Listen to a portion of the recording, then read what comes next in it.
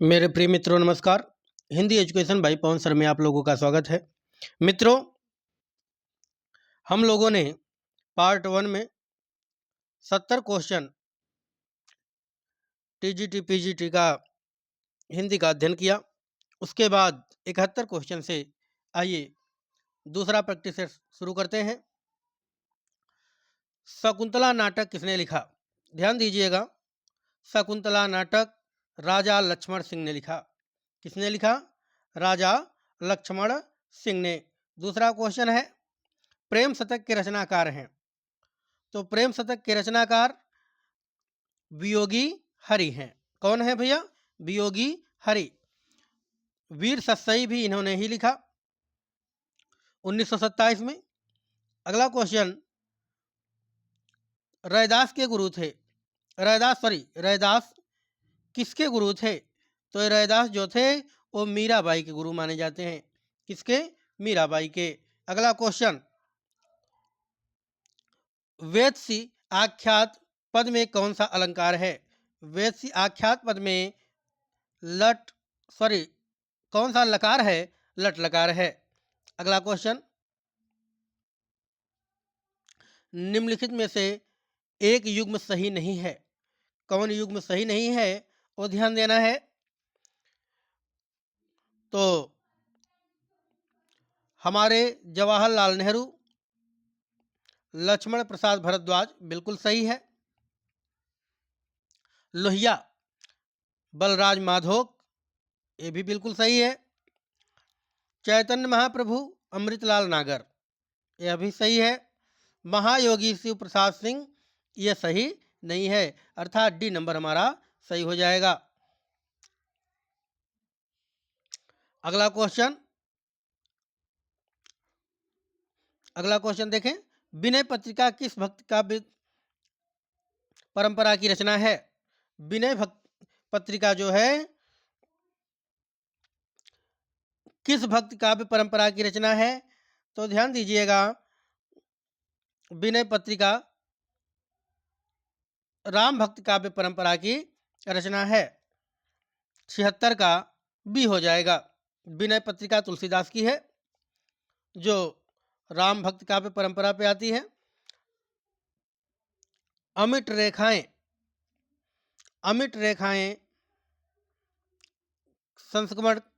संस्मरण के रेखा चित्रकार हैं। अमिट रेखाएं किसकी रचना है भैया? ध्यान रखिए, सत्यवती मलिक की। अमिट रेखाएं जो है सत्यवती मलिक की संस्मरण रेखा चित्रकार हैं। अगला क्वेश्चन, विशाल भारत पत्र के प्रथम संपादक थे। विशाल भारत पत्र के प्रथम संपादक कौन थे? आइए देखते हैं। मोहन सिंह सेंगर, सच्चिदानंद हीरानंद वासानज्ञ, इलाचंद जोशी, पंडित बनारसी दास चतुर्वेदी। तो बिल्कुल भैया सही है, पंडित बनारसी दास चतुर्वेदी विशाल भारत पत्र के संपादक थे, पंडित बनारसी दास चतुर्वेदी। अगला क्वेश्चन 79, गौरव शब्द किस तद्धित प्रत्यय के योग से बना है? गौरव शब्द किस तद्धित प्रत्यय के योग से बना है? तो गौरव बना है अ से। ए नंबर सही हो जाएगा।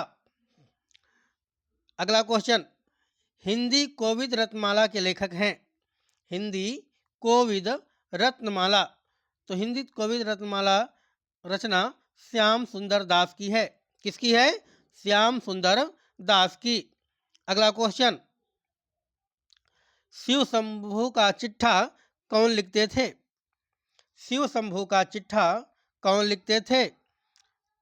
तो देखें 81 नंबर में हो जाएगा, शिव शंभू का चिट्ठा बाल मुकुंद गुप्त जी लिखते थे। कौन लिखते थे भैया? बाल मुकुंद गुप्त जी। अगला क्वेश्चन, शेष स्मृतियां संस्मरण के लेखक हैं। शेष स्मृतियां संस्मरण किसकी है? तो कुंवर चंद्र प्रकाश सिंह। 82 का डी नंबर हो जाएगा। शेष स्मृतियां संस्मरण कुंवर चंद्र प्रकाश सिंह का है। डी नंबर सही हो जाएगा। रसोई घर का समास विग्रह है।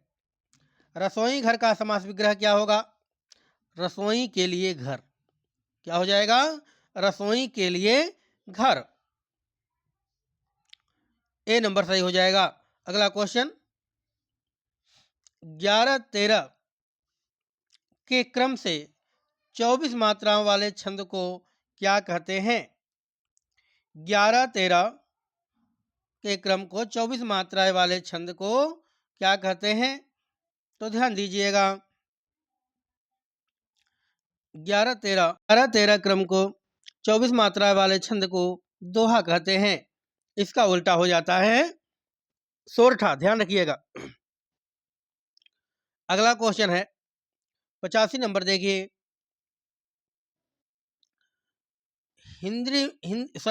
हिंदी में स्त्री विमर्श की अवधारणा की चर्चा में लाने का श्रेय किस कथाकार को दिया जाता है? हिंदी में स्त्री विमर्श की अवधारणा की चर्चा में लाने का श्रेय किस कथाकार को दिया जाता है? तो हिंदी में स्त्री विमर्श की अवधारणा को लाने वाला राजेंद्र यादव जी हैं। कौन है? राजेंद्र यादव। अगला क्वेश्चन देखें, सर्वाधिक उपयुक्त विकल्प का चयन कीजिए। समावेशी शिक्षा के प्रभावी कार्यान्वयन में सर्वाधिक महत्वपूर्ण परिसीमा क्या है? तो समावेशी शिक्षा के प्रभावी कार्यान्वयन में सर्वाधिक महत्वपूर्ण परिसीमा क्या है? माता पिता की अपेक्षाएं, शिक्षक की अक्षमता, माता पिता की जागरूकता, विद्यालय की अतत्परता। तो देखें 86 का हो जाएगा बी नंबर, शिक्षक की अक्षमता। अगला क्वेश्चन, कंठ ध्वनियां कौन से वर्ग में है? तो कंठ ध्वनियां जो जीभ से या होठों, मतलब जीभ का किसी अन्य से स्पर्श न हो, वो कंठ ध्वनियां कहलाती हैं।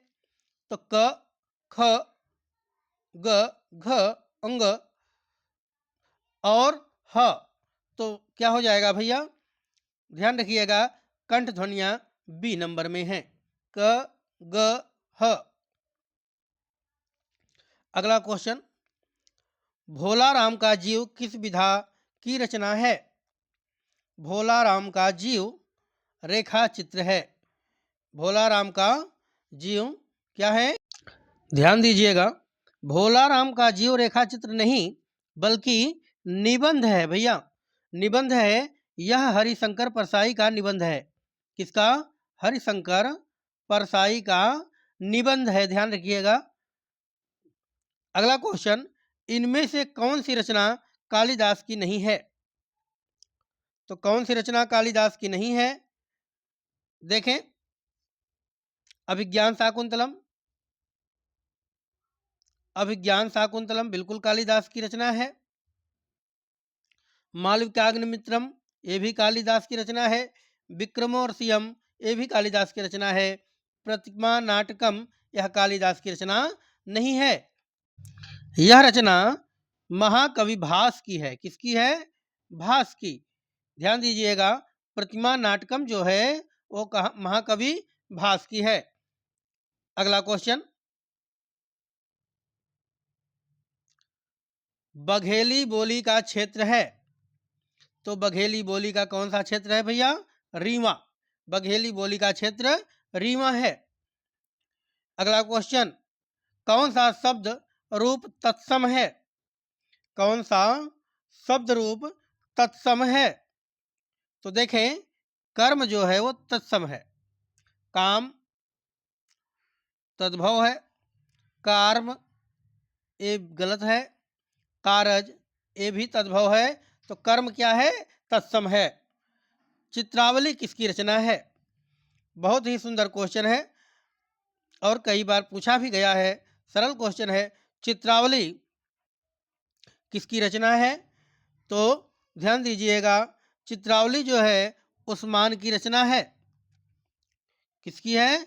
उस्मान की रचना है चित्रावली। अगला क्वेश्चन देखें 93 नंबर, लौकिक शब्द में प्रत्यय है। लौकिक शब्द में प्रत्यय है तो क्या प्रत्यय है? लोक प्लस इक, लौकिक बन गया। लौकिक शब्द में इक प्रत्यय है, डी नंबर सही हो जाएगा। 94 का, हिंदी की लिपि कहलाती है। तो हिंदी की लिपि क्या होगी भैया? देवनागरी लिपि। हिंदी की देवनागरी लिपि होती है। अगला क्वेश्चन, ऐन्द्रजालिक शब्द का सही सटीक अर्थ है। ऐन्द्रजालिक, तो ऐन्द्रजालिक का मतलब होता है भ्रामक। क्या होता है? बी नंबर हमारा सही हो जाएगा, भ्रामक। अगला क्वेश्चन देखें, ऐन्द्रजालिक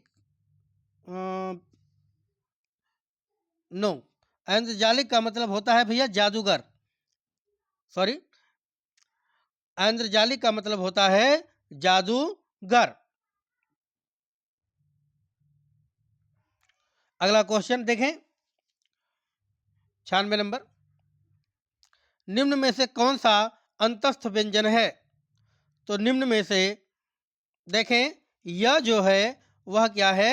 अंतस्थ व्यंजन है। डी नंबर हमारा सही हो जाएगा, यह जो है अंतस्थ व्यंजन है। अगला क्वेश्चन, अभिव्यंजनावाद के प्रवर्तक हैं। तो अभिव्यंजनावाद के प्रवर्तक कौन है? क्रोचे। क्रोचे महोदय जो हैं अभिव्यंजनावाद के प्रवर्तक हैं। अगला क्वेश्चन, निम्नलिखित में से कौन सा शब्द पताका का पर्यायवाची नहीं है? तो ध्यान दीजिएगा, पताका का पर्यायवाची नहीं है निशान, ध्वज, झंडा, प्रस्तर। तो प्रस्तर जो है पताका का पर्यायवाची नहीं है। अगला क्वेश्चन देखें, अपराधी का विलोम है। अपराधी का विलोम क्या होता है? निरापराध। अपराधी का विलोम है निरापराध या निरापराधी। अगला क्वेश्चन, संदेश रासक के रचयिता हैं। तो संदेश रासक किसकी रचना है भैया? अब्दुल रहमान की रचना है। संदेश रासक किसकी रचना है? अब्दुल रहमान की रचना है। अगला क्वेश्चन, किस विकल्प में कोई भी शब्द अनेकार्थक शब्द अर्क का अर्थबोधन नहीं है? अर्क का अर्थबोधन नहीं है, ध्यान रखिएगा। तो अर्क का अर्थबोधन डी नंबर हमारा सही हो जाएगा, कामदेव और घी, यह अर्क का अर्थबोधक नहीं है। अगला क्वेश्चन, निम्नलिखित में से सात्विक अनुभाव कौन सा है? देखें, सात्विक अनुभाव रोग मुक्त, सात्विक अनुभाव पूछा है 102 नंबर क्वेश्चन, लज्जा, हर्ष, विषाद, रोमांच। तो सात्विक अनुभाव कौन नहीं है भैया? 102 का हो जाएगा डी नंबर, रोमांच। रोमांच जो है वो सात्विक अनुभाव नहीं है। अगला क्वेश्चन, निम्नलिखित शब्द में नय्य तत्पुरुष समास है। तो नय्य तत्पुरुष समास कौन सा है? 103 का सी नंबर हो जाएगा, अभावः नय्य तत्पुरुष समास है, ध्यान रखिएगा। अगला क्वेश्चन, आमिष का विलोम शब्द होगा। आमिष का विलोम क्या होगा? निरामिष। अगला क्वेश्चन देखें, वह भाई जो अन्य माता से उत्पन्न हुआ हो कहलाता है। तो क्या कहलाएगा? वह भाई जो अन्य माता से उत्पन्न हुआ हो, अन्योदर, क्या कहलाता है? ए नंबर सही हो जाएगा। अगला क्वेश्चन है, घड़ो पानी पड़ना। घड़ो पानी पड़ना का अर्थ होता है लज्जित होना, सी नंबर सही हो जाएगा। जहां न पहुंचे रवि वहां पहुंचे कवि। तो यह कई बार पूछा जा चुका है प्रश्न, ध्यान दीजिएगा। 107 नंबर होता है डी नंबर। कवि बहुत कल्पनाशील होते हैं, कवि बहुत कल्पनाशील होते हैं। अगला क्वेश्चन, पढ़े फारसी बेचे तेल, यह देखो कुदरत का खेल का अर्थ है। 108 का बी नंबर हो जाएगा। ध्यान रखिए, योग्यता होते हुए भी व्यवस्था के कारण निम्न स्तर का कार्य करना। मुद्रा राक्षसकृत तिलचट्टा नाटक में तिलचट्टा किसका प्रतीक है? कई बार पूछा जा चुका है भैया। तो तिलचट्टा यौन कुंठाओं का प्रतीक है। किसका है? यौन कुंठाओं का।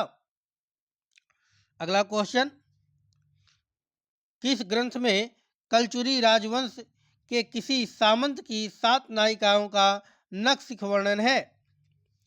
110 का डी हो जाएगा, कोलयमाला कथा। कोलयमाला कथा में कलचुरी राजवंश की के सामंत की 7 नायिकाओं का नक्सिक वर्णन है। अगला क्वेश्चन, संत साहित्य में प्रयुक्त बंकनाली का पर्याय निम्नांकित में से कौन सा है? बंकनालिका। ध्यान दीजिएगा, 111 का बी नंबर हो जाएगा वक्र नाली। अगला क्वेश्चन, श्रीलाल शुक्ल के उपन्यास राग दरबारी का रंगनाथ की वापसी शीर्षक से नाट्यांतर किसने किया? राग दरबारी का किस नाम से? रंगनाथ की वापसी शीर्षक से नाट्यांतर किसने किया? तो किसने किया था? ध्यान दीजिए, 112 का ए नंबर हो जाएगा। 112 का ए गिरीश रस्तोगी ने किया था रंगनाथ की वापसी नाम से। अगला क्वेश्चन, चूलिका किसका भेद है? देखें, 113 का बी नंबर हो जाएगा। चूलिका प्राकृत का भेद है। अगला क्वेश्चन, निम्नलिखित में से कौन गलत सुमेलित है? तो कौन गलत सुमेलित है ये देखना है। अंगूठे पर मारना, परवाह न करना, बिल्कुल सही है। कान काटना, मात करना, बिल्कुल सही है। नजर करना, भेंट करना, ये भी सही है। नजर पर चढ़ना, आंख बचाना, यह गलत है। अर्थात डी नंबर हमारा सही हो जाएगा। अगला क्वेश्चन, कौन सा युग्म सही सुमेलित नहीं है? तो सही सुमेलित नहीं है, ध्यान रखिए भैया, ओझा का उपाध्याय बिल्कुल सही है, सही है। कपास का करपट ये गलत है, कपड़ा का करपट हो जाता है। केला का कदली बिल्कुल सही है। पसीना का प्रसन्न ये भी सही है। अर्थात बी नंबर हमारा सही हो जाएगा, यही गलत है, यही सुमेलित नहीं है। अगला क्वेश्चन, उबटन शब्द का तत्सम रूप है। कई बार पूछा जा चुका है। उबटन शब्द का तत्सम रूप उद्वर्तन हो जाएगा। क्या हो जाएगा? उद्वर्तन। धूसर किसका पर्याय है? तो धूसर जो है वो गर्दभ का पर्यायवाची है, गधे का पर्यायवाची है, ध्यान रखिएगा। अश्व माने घोड़ा, मेघ बादल, अजा बकरी, गर्दभ गधा और धूसर, ध्यान रखिए। अगला क्वेश्चन, द्वार द्वार भटकना में प्रयुक्त दुरुक्त द्वार द्वार है। ये द्वार द्वार क्या है ये बताना है। तो ध्यान दीजिएगा, पारस्परिक संबंध बताने के अर्थ में द्वार द्वार आया है। किसके अर्थ में? पारस्परिक संबंध बताने के अर्थ में द्वार द्वार। अगला क्वेश्चन, वेणी संहार नाटक का अंगिरस है। तो वेणी संहार नाटक का अंगिरस जो है भैया वो वीर रस है। कौन है? वीर रस। बीथी क्या है? बीथी देखें, बीथी जो है एक प्रकार का रूपक है, रूपक। यह भी कई बार आ चुका है। बीथी एक प्रकार का रूपक है। अगला क्वेश्चन, पंचवटी प्रसंग काव्य के रचयिता हैं। पंचवटी प्रसंग काव्य के रचयिता निराला जी हैं। कौन है? निराला जी। और केवल पंचवटी जो है, केवल पंचवटी मैथिली शरण गुप्त की रचना है। किसकी है भैया? मैथिली शरण गुप्त की। तो ध्यान दीजिएगा, केवल पंचवटी मैथिली शरण गुप्त की है और पंचवटी प्रसंग आ जाए तो निराला जी की है। अगला क्वेश्चन देखें। अद्वितीय का अर्थ है, तो ध्यान दीजिए, अद्वितीय का अर्थ होता है जिसके समान दूसरा कोई न हो, अर्थात कोई दूसरा न हो उसको अद्वितीय कहा जाता है। बघेली बोली का संबंध हिंदी की बोलियों के किस वर्ग में है? तो बघेली बोली का अवधी, बघेली, छत्तीसगढ़ी ये पूर्वी हिंदी में आती हैं। अवधी, बघेली, छत्तीसगढ़ी ये तीनों पूर्वी हिंदी में आती हैं, ध्यान रखिएगा। अगला क्वेश्चन, निम्नलिखित में से कौन सा स्वर समवृत्त है? समवृत्त, तो देखें 124 का ई जो हो जाएगा, ई वह समवृत्त है। आ विवृत्त है, ओ यह भी विवृत्त है, तो ध्यान रखिए ई हो जाएगा हमारा आंसर, स्वर समवृत्त है। अगला क्वेश्चन 125 देखें, कौन सी भाषा रोमन लिपि में नहीं लिखी जाती है? कौन सी भाषा है जो रोमन लिपि में नहीं लिखी जाती है? चीनी भाषा जो है वो रोमन लिपि में नहीं लिखी जाती। जर्मन, अंग्रेजी, फ्रांसीसी ये सब रोमन लिपि की भाषाएं हैं भैया। मेरे मित्रों, इसमें हम लोगों ने इन दो पार्ट में 125 क्वेश्चन तक पढ़ा। अगले पार्ट में पुनः दूसरे प्रैक्टिस सेट के साथ प्रारंभ करते हैं। तब तक के लिए नमस्कार।